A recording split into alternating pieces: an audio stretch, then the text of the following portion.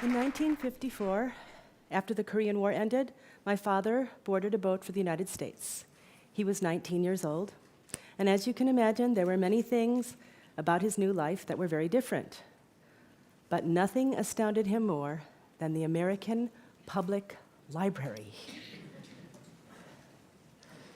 I often think about the library from my father's perspective as an immigrant teenager. You walk in, you get an armful of books, and you walk out again without paying a single cent. The librarians say, "Bring them back when you're done." Why does that even work? You can't do it with anything else in quite the same way, only with books, only at the library. Naturally, my father raised me and my siblings as faithful library patrons, and for me, this proved to have two enormous blessings.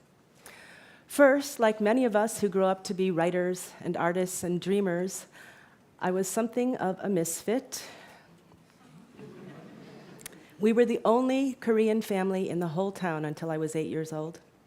I endured racist taunts in elementary school, invisibility in junior high, and don't get me started on high school.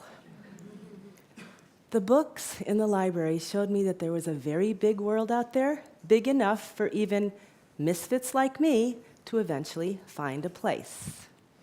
Yeah, that's right, Miss Prom Queen Class of 77, that weird girl you ignored all those years. She's up here giving a TED Talk.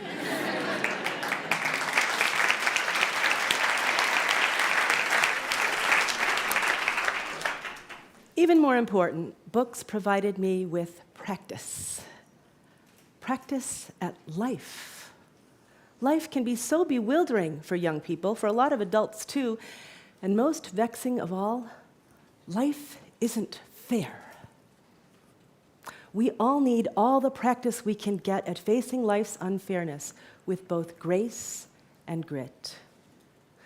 The books I read showed me how other people faced unfairness in hundreds, thousands of different ways, which did not include pressing buttons to blow things up.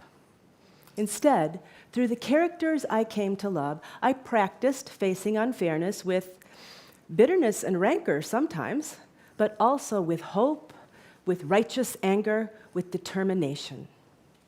I wasn't taught these remarkable truths. I learned them by being immersed in story, not lessons that would be forgotten, but stories that became a part of me.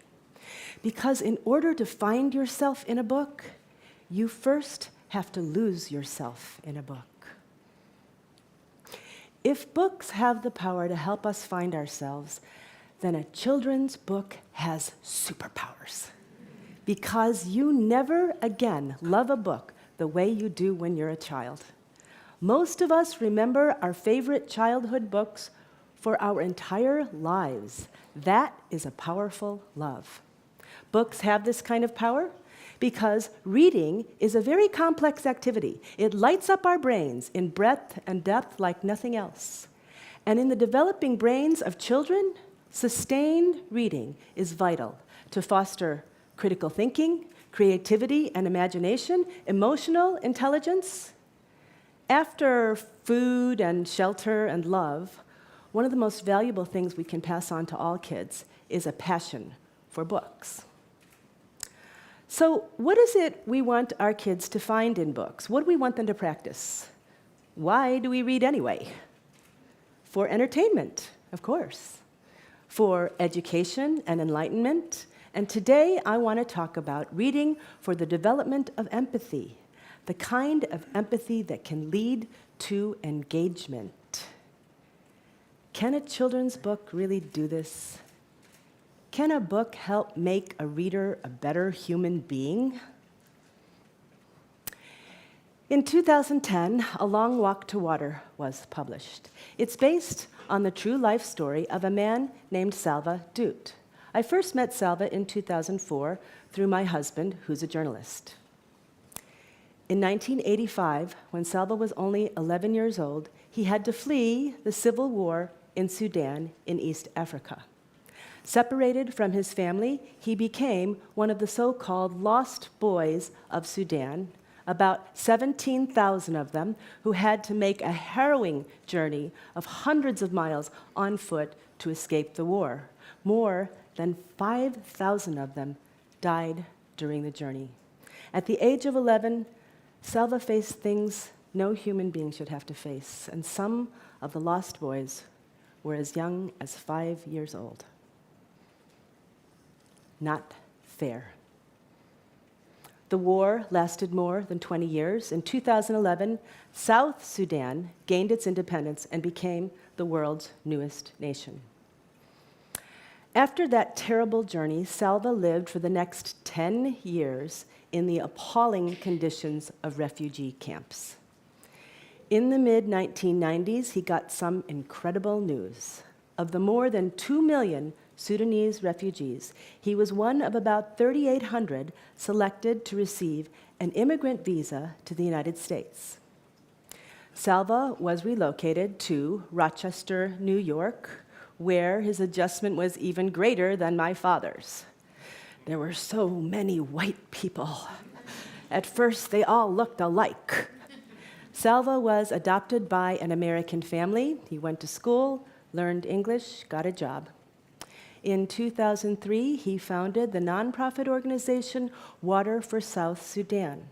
Over the past 10 years, Water for South Sudan has drilled 259 wells in some of the most remote regions of South Sudan, bringing clean water to hundreds of thousands of people who've never had it before.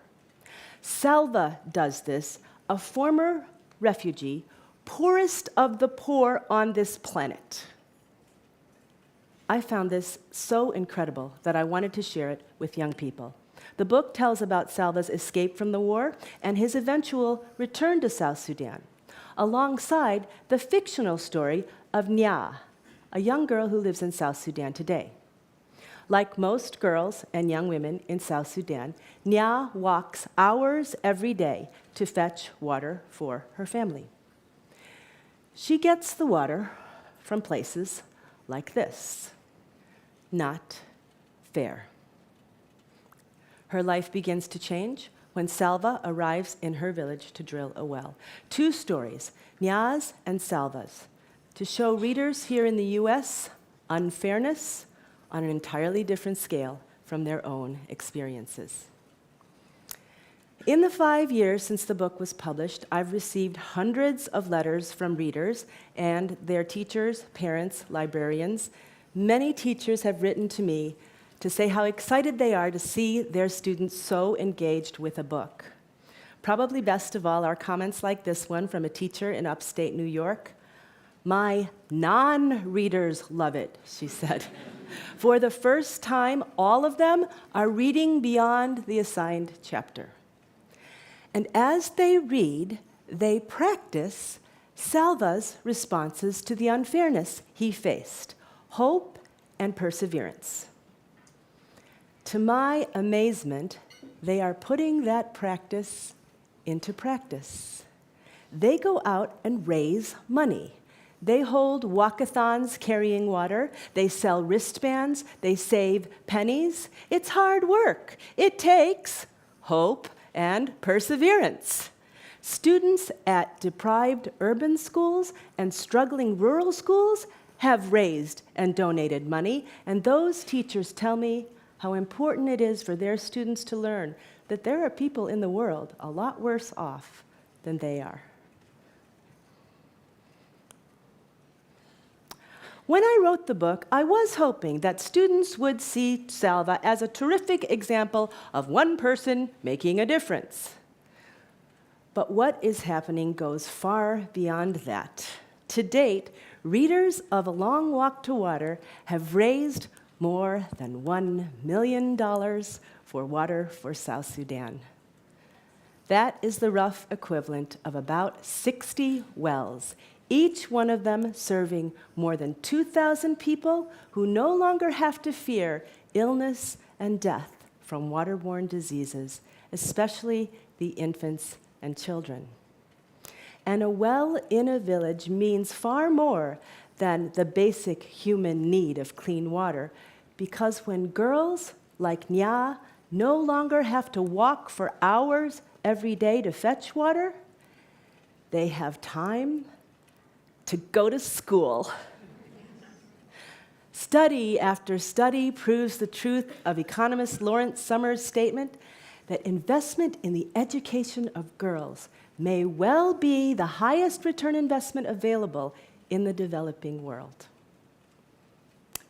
Readers' empathy for Salva and Nia has turned them from normal, ordinary students into heroes who are saving lives every single day and enabling girls to get an education. That is significant. That's real.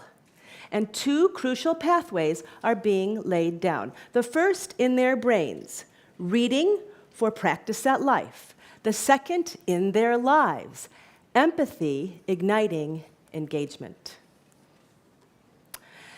There are other books that instill the kind of empathy that leads to action.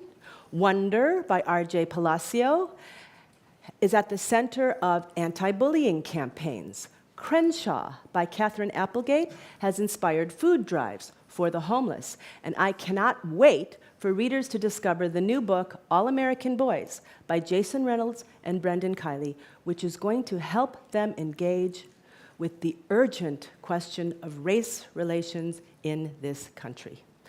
Whatever the unfairness, I promise you there is a great book for young readers to fit, and if there isn't, my terrific colleagues in the field will write it. We adults are neglecting, or at least underusing, a resource with tremendous potential for good, that powerful love young people have for stories. Readers lose themselves in Salva's story, and in doing so, they find themselves with powers they never knew they had, the power to fight against the world's unfairness. So, can a children's book save the world? No. But the young people who read them can.